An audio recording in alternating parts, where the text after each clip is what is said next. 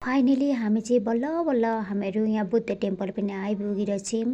यति पानी आयो कि हामीलाई चाहिँ आज पानीले यति दुःख दियो नभन्नुहोस् हामीलाई चाहिँ।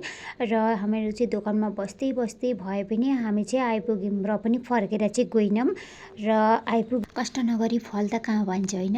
र यो चाहिँ टेम्पल अरे 1850मा स्थापित भएको भन्दो रहेछन्। र यो चाहिँ नाहरकटिया भन्ने नामफाके भन्ने जग्गामा छ।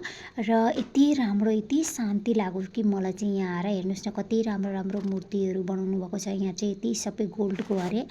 र यहाँ चाहिँ गौतम बुद्धले फर्स्ट ज्ञान दिनुभएको पहिलो शिक्षकहरू हुनुहुन्छ। यहाँ चाहिँ पञ्चवर्गीय उहाँहरूको पनि मूर्ति बनाउनु भएको कति राम्ररी हेर्नुहोस् न कति राम्रो यति राम्रो लाग्यो कि यति शान्ति।